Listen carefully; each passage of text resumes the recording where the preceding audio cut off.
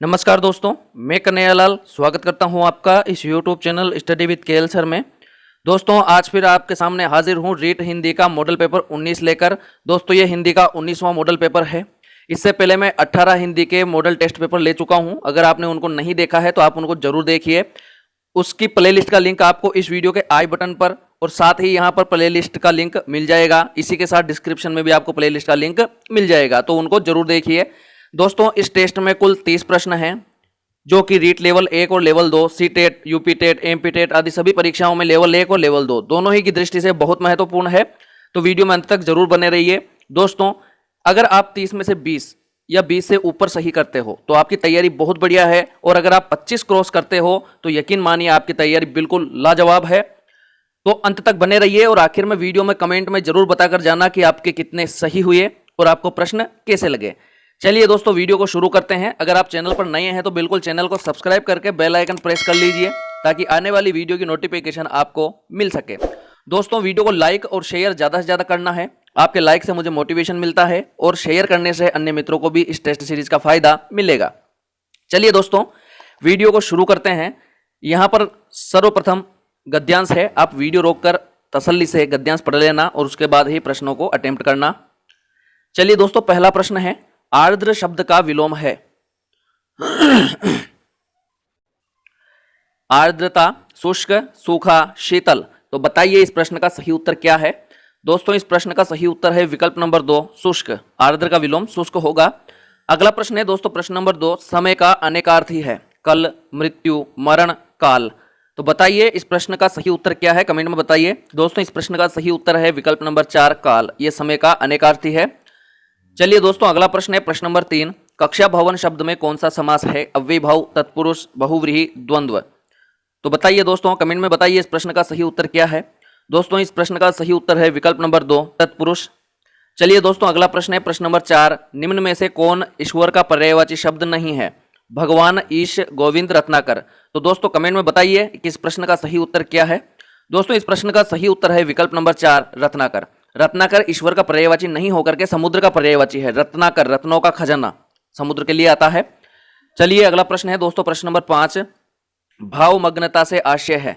ध्यानपूर्वक, संगीत में मग्न, प्रार्थना में गगन, इनमें से कोई नहीं। तो बताइए इस प्रश्न का सही उत्तर क्या है। दोस्तों इस प्रश्न का सही उत्तर है विकल्प नंबर 1 ध्यानपूर्वक। यहां पर आएगा, अगर यहां पर मग्न आता, प्रार्थना में मग्न, तो ये आ जाता, लेकिन यहां पर गगन आ रहा है, तो सही उत्तर है विकल्प नंबर 1 ध्यानपूर्वक। अगला प्रश्न है दोस्तों प्रश्न नंबर 6, अज्ञेय शब्द के लिए वाक्यांश छांटिए।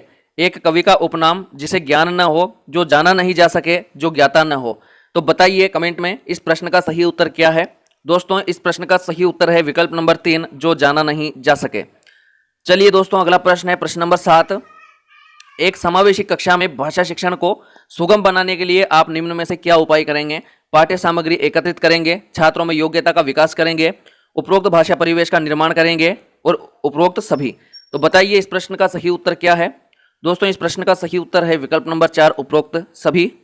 अगला प्रश्न है प्रश्न नंबर 8, हिंदी भाषा में मातृभाषा के संबंध में क्या चुनौती है। अलग अलग बोलियां, भाषा व बोलियों में अंतर, भाषा व बोलियों में सामंजस्य का अभाव, उपरोक्त में से कोई नहीं। तो दोस्तों कमेंट में बताइए कि इस प्रश्न का सही उत्तर क्या है। दोस्तों इस प्रश्न का सही उत्तर है विकल्प नंबर 3 भाषा व बोलियों में सामंजस्य का अभाव। ये सबसे बड़ी चुनौती होती है। चलिए दोस्तों अगला प्रश्न है प्रश्न नंबर 9, आदर्श वाचन के पश्चात निम्न में से क्या वाचन आवश्यक रूप से किया जाना चाहिए।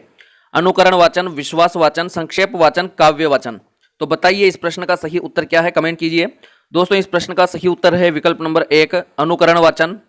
चलिए दोस्तों अगला प्रश्न है प्रश्न नंबर 10, निम्न में से क्या भाषा कौशल की विशेषता है। भाषा कौशल का विकास प्रशिक्षण तथा अभ्यास द्वारा किया जाता है। भाषा कौशल संप्रेषण का प्रमुख साधन है। भाषा कौशल के माध्यम से शाब्दिक अंत्यक्रिया होता है, उपरोक्त सभी। तो बताइए इस प्रश्न का सही उत्तर क्या है। दोस्तों इस प्रश्न का सही उत्तर है विकल्प नंबर 4 उपरोक्त सभी। यहां पर ये तीनों ही भाषा कौशल की विशेषताएं हैं। चलिए दोस्तों अगला प्रश्न है प्रश्न नंबर 11, बच्चों में भाषा प्रवाह तथा आर्थिक तार्किक आएगा। दोस्तों यहाँ तार्किक, भाषा प्रवाह तथा तार्किक शक्ति का मूल्यांकन करने हेतु उपयुक्त है लिखित परीक्षाएं, मौखिक वार्तालाप, व्यक्तित्व परीक्षण, इनमें से कोई नहीं। तो बताइए इस प्रश्न का सही उत्तर क्या है। दोस्तों इस प्रश्न का सही उत्तर है विकल्प नंबर 2 मौखिक वार्तालाप। यहाँ पर सही आंसर होगा। चलिए अगला प्रश्न है दोस्तों, प्रश्न नंबर 12, निम्न में से मूल्यांकन करने की परिमाणात्मक परीक्षा कौन सी है?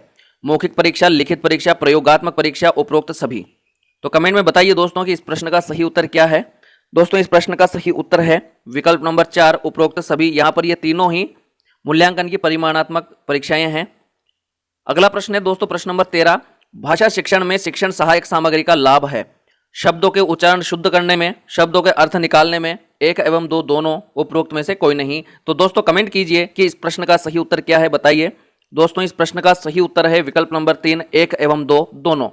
शिक्षण सहायक सामग्री का लाभ दोनों में ही होता है। अगला प्रश्न है दोस्तों, प्रश्न नंबर 14, उपचारात्मक शिक्षण निम्न में से किस प्रकार का शिक्षण है? सामान्य शिक्षण, निम्न शिक्षण, उत्तम शिक्षण, ये शिक्षण का प्रकार नहीं है। तो बताइए इस प्रश्न का सही उत्तर क्या है। दोस्तों यहां पर सही उत्तर है विकल्प नंबर 3, उत्तम शिक्षण। उपचारात्मक शिक्षण में बच्चे की जो कठिनाइयां हैं, उसकी जो परेशानियां हैं उनका समाधान किया जाता है, तो ये एक उत्तम शिक्षण है। चलिए दोस्तों अगला प्रश्न है प्रश्न नंबर 15, मौलिक शब्द के लिए वाक्यांश छाटिए जो किसी की नकल हो, जो अपनी मूल सोच के अनुरूप हो, जो मूल से भटका न हो, जो अपना न हो। तो बताइए इस प्रश्न का सही उत्तर क्या है। दोस्तों इस प्रश्न का सही उत्तर है विकल्प नंबर 2, जो अपनी मूल सोच के अनुरूप हो। मौलिक शब्द के लिए आएगा जो अपनी मूल सोच के अनुरूप हो। चलिए दोस्तों अगला प्रश्न है प्रश्न नंबर 16, स्वार्थ सिद्ध करना अर्थ किस मुहावरे का है? घी के चिराग जलाना, मुंह में पानी भरना, सिर आंखों पर होना, अपना उल्लू सीधा करना। तो बताइए इस प्रश्न का सही उत्तर क्या है, कमेंट कीजिए दोस्तों फटाफट। दोस्तों इस प्रश्न का सही उत्तर है विकल्प नंबर 4, अपना उल्लू सीधा करना। ये स्वार्थ सिद्ध करना जो अर्थ है उसका मुहावरा है। चलिए दोस्तों अगला प्रश्न है प्रश्न नंबर 17, चमड़ी जाए पर दमड़ी न जाए लोकोक्ति का अर्थ है कठोर श्रम करना, बहुत कंजूस होना, सदा गरीबी में रहना, धन को तुच्छ समझना। तो बताइए इस प्रश्न का सही उत्तर क्या है, फटाफट कमेंट कीजिए। दोस्तों इस प्रश्न का सही उत्तर है विकल्प नंबर 2, बहुत कंजूस होना।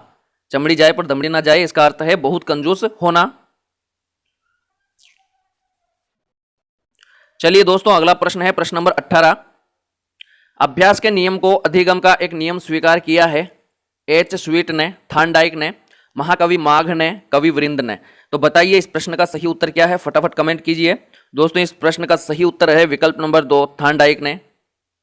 अगला प्रश्न है दोस्तों प्रश्न नंबर 19, कविता शिक्षण के अंतर्गत सिखाने का मुख्य उद्देश्य है भावों का अनुभूति रहित होना, भावों की अनुभूति करना, आनंद का संचार करना, उपरोक्त में से कोई नहीं। तो बताइए इस प्रश्न का सही उत्तर क्या है। दोस्तों इस प्रश्न का सही उत्तर है विकल्प नंबर 2, भावों की अनुभूति करना। चलिए दोस्तों अगला प्रश्न है प्रश्न नंबर 20, अध्यापन करते समय एक शिक्षक को शिक्षण का संबंध निम्न में से किसके साथ करना चाहिए ताकि बच्चे सरलता पूर्वक सीख सके? कथाओं कहानियों के साथ, पशु पक्षियों के साथ, खेल खिलौनों के साथ, उपरोक्त सभी के साथ। तो बताइए इस प्रश्न का सही उत्तर क्या है। दोस्तों इस प्रश्न का सही उत्तर है विकल्प नंबर 4, उपरोक्त सभी के साथ। चलिए अगला प्रश्न है दोस्तों प्रश्न नंबर 21, ऊंच नीच एकलव्य सी गुरु भक्ति प्रस्तुत वाक्य में प्रयुक्त चिन्ह का नाम है? विस्मयादि सूचक चिन्ह, योजक चिन्ह, निर्देशक चिन्ह, इनमें से कोई नहीं। तो बताइए इस प्रश्न का सही उत्तर क्या है। दोस्तों इस प्रश्न का सही उत्तर है विकल्प नंबर 2, योजक चिन्ह। यहां पर जो ये चिन्ह प्रयुक्त हो रहा है ये योजक चिन्ह है। चलिए अगला प्रश्न है दोस्तों प्रश्न नंबर 22, भाषा शिक्षण में पाठ्य पुस्तक अनावश्यक है, एकमात्र संसाधन है, साध्य है और साधन है। तो बताइए इस प्रश्न का सही उत्तर क्या है। दोस्तों इस प्रश्न का सही उत्तर है विकल्प नंबर 4, साधन है। भाषा शिक्षण में पाठ्य पुस्तक एक साधन है। चलिए दोस्तों अगला प्रश्न है, उससे पहले गद्यांश है, आप गद्यांश को पढ़ना वीडियो रोक करके और उसके बाद में ही प्रश्न अटेम्प्ट करना।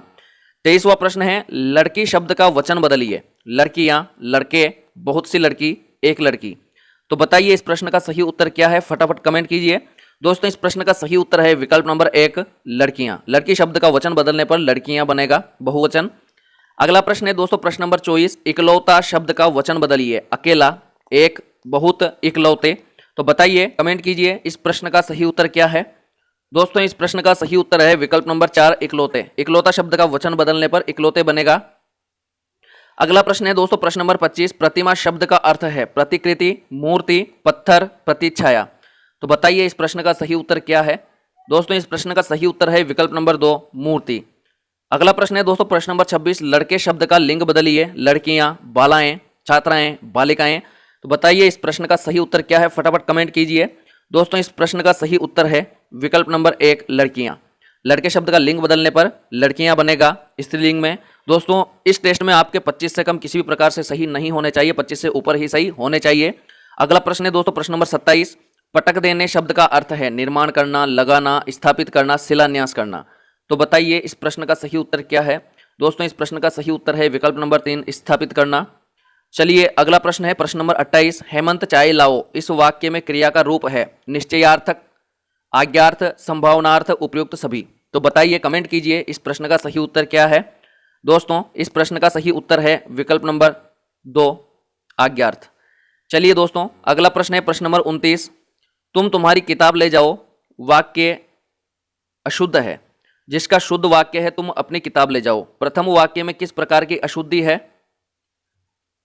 इसके विकल्प है दोस्तों क्रिया संबंधी अशुद्धि, सर्वनाम संबंधी अशुद्धि, विशेषण संबंधी अशुद्धि, क्रिया विशेषण संबंधी अशुद्धि। तो बताइए इस प्रश्न का सही उत्तर क्या है। दोस्तों इस प्रश्न का सही उत्तर है विकल्प नंबर 2, सर्वनाम संबंधी अशुद्धि।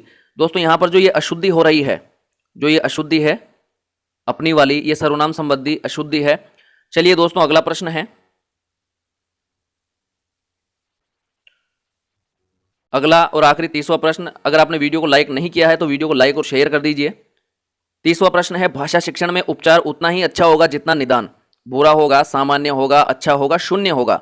दोस्तों इस प्रश्न का सही उत्तर है विकल्प नंबर 3, अच्छा होगा। जितना निदान जितना अच्छा होगा उपचार भी उतना ही अच्छा होगा। चलिए दोस्तों आज के लिए इतना ही, मिलते हैं जल्दी ही नए वीडियो में नए टेस्ट के साथ। तब तक के लिए नमस्कार।